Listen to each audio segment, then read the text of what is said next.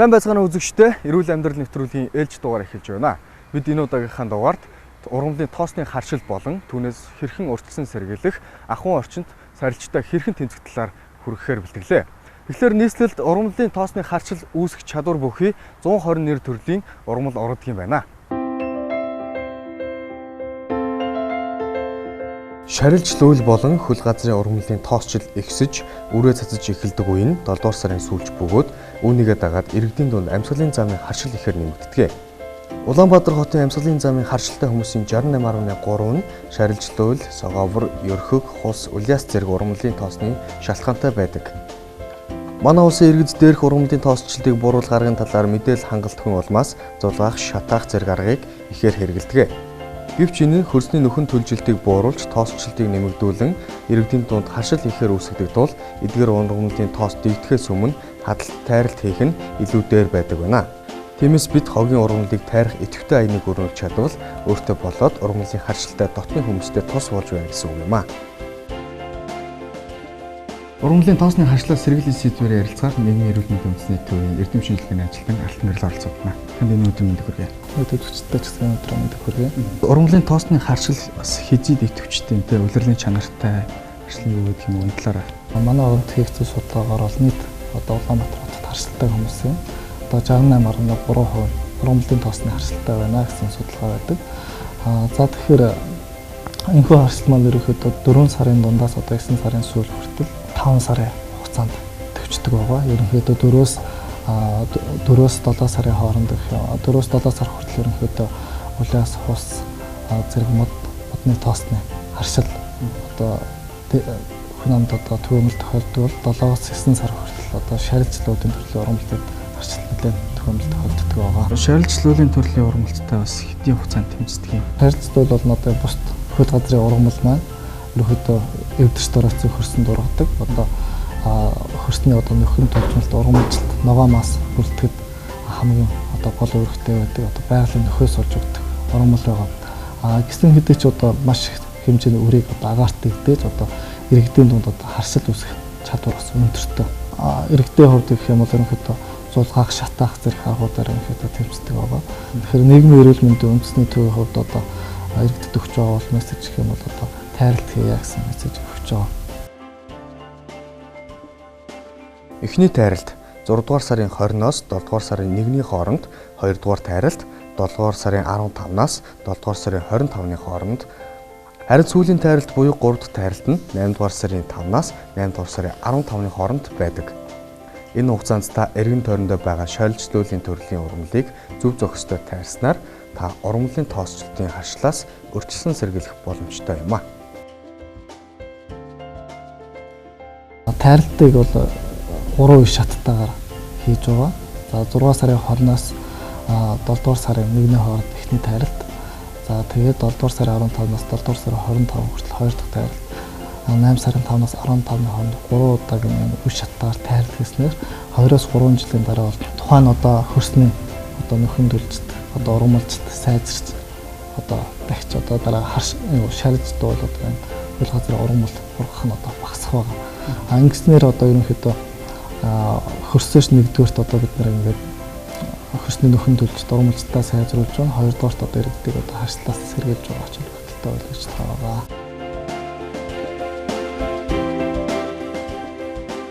Ургамлын тоосны харшил хизээ идэвхждэг вэ? Хот суурин газрын хүн амын дунд шарилжлуул болон бусад хөл газрын ургамлуудын цэцгийн тоосны шалтгаанд амьсгалын замын харшил сүүлийн үед ихээхэн нэмэгдэж байгаа. Шарилжлуулийн төрлийн ургамлууд 7 дугаар сарын эхний 7 хоногийн сүүлээс 8 дугаар сарын дунд хүртэл цэцэглэн давхуурын тоос нь агаарт хит ихснээр хүн амын дунд ургамлын тоосны шалтгаанд харшил үүсэх нөхцөлийг бүрдүүлдэг. Ургамлын тоосны харшлаас сэргийлж болно.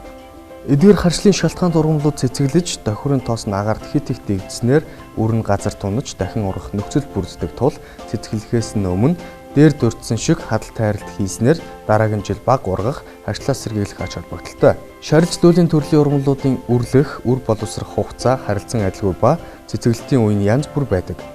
Мөн тайралт хийсний дараа дахин ургадаг учраас 6 дугаар сарын сүүлийн 7 хоногоос 8 дугаар сарын дунд үе хүртэл 3 удаагийн давтамжтай тайралт хийнэ.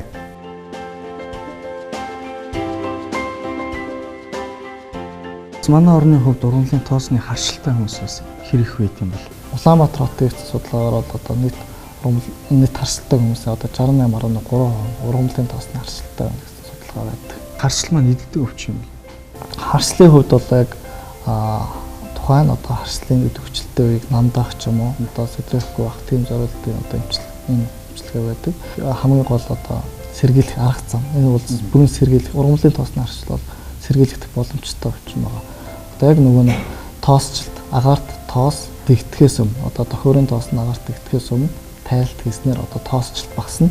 Энэхүү ургамл манай өөрөөр салхиар тоосоод дэгддэг.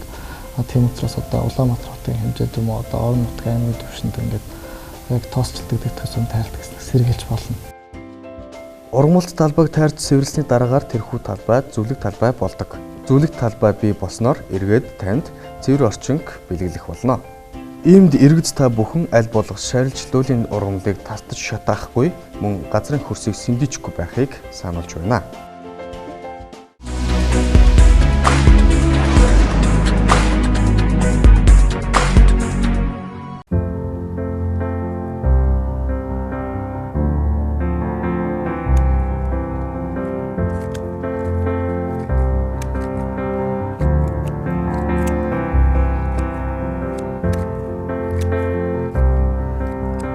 За тэгэхээр 7-оос 9-р сарын үед одоо Улаанбаатар хотод одоо шааржлуул болон бус төхөл газрын ургамлын одоо тоосчд хэсдэг байгаа.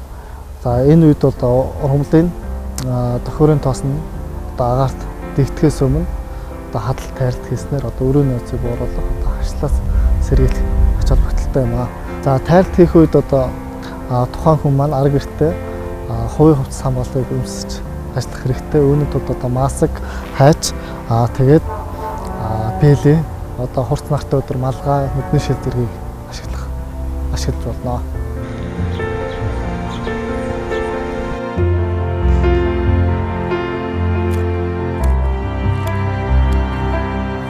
За хайшлагтай айд болохоор одоо тухайн шарилжныхаа одоо доод хэсгээр нь өчөх хэрэгтэй.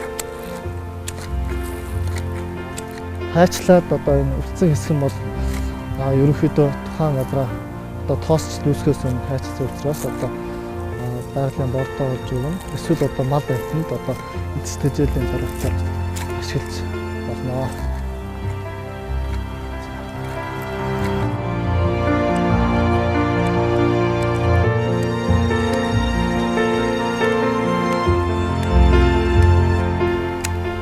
Тэгэхээр иргэдтэй анхаарах бол эхний хоёр дахь тайралтыг хийгээгүй одоо гурав дахь тайралтыг одоо хийх юм бол одоо гэмээ яваа. Ягаад гэхээр одоо тухайн одоо шааржлуулын төлөө ургамлын тоос хайхад бэлэн болсон байгаа учраас одоо илүү их тоосчлт үүсэх одоо тор урчигтай. Тиймээс иргэд одоо хоёр дахь тайралтыг хийсний дараагаар гурав дахь тайралтыг хийх нь одоо зүйтэй.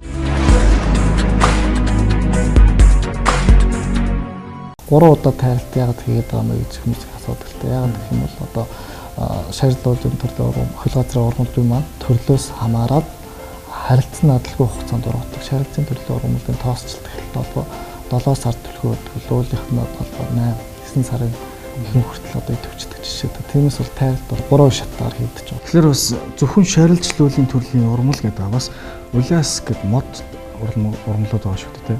Бидний одоо үрээ цэцхээс өмнө одоо яаж үргэлжлэн сэргийлэх вэ? Одоо ерөнхийдөө улаас мод гэхэд одоо Улаанбаатарын одоо ногоон тогтолтод одоо төлхөө ашигладаг мод байгаа. Яг эм улаас, эр улаас гэж байгаа. Тэгээд ерөнхийдөө хэлбэржүүлэх тайралтыг хийж байна. За та тэгэхээр энэ харшлаас хэрхэн сэргийлэх талаар хард хэрэгтэй. Сэрэмжлүүлэг өгвөл. За тэгэхээр энэ ургамлын тоосны харшил одоо яг шаардлуудын төлөө ургамлыг төвчөөд байгаа одоо үед одоо ард иргэд одоо хувь хүн гэр бүл одоо хадалт тайралтыг одоо өөрсдийн төвшөнд хийх албан байгууллагууд гэсэн одоо тухайн одоо өөрсдийн эзэмшлийн талбайд энэ хадалт тайралтыг хийхийг уриалж байна. Ургамлын тоосны харшлаа сэргийлэх сэдвэр өнөөдөр нийгмийн эрүүл мэндийн үндэсний төвийн эрдэм шинжилгээний ажилтан Алтан гэл оролцлоо. Нэвтрүүлэгтэйгээ хамт байгаа.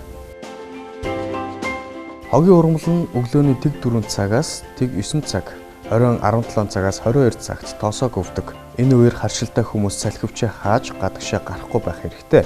Мөн тухайн ургамлын тоосноос сэргийлэх тарилга хийх нь харшлаас өөрсдийгөө хамгаалах нэг арга юм. Нэгэнт өвчлсөн бол өрхийн болон дүүргийнхээ арьс харшлын эргэжлийн эмчит хандан эмчийн зааврын дагуу асаргаа суулгааг гэрийн нөхцөлд хийхин зэрэгцээ хүндрэх шинж тэмдэг илэрвэл эмчтэй яаралтай мэдэгдэн дараагийн шатны тусламж үйлчилгээнд хамрагдах нь зүйтэй. Мөн гэртээ байнгын цэвэрлэгээ хийж тоолцолтгүй байх нь таны эрүүл мэндэд тустай. Мөн харшил хөдөлсөн даруйд дор мэдэн эм эргэлхийн оронд мэргэжлийн эмчит хандах нь зүйтэй арга юм а.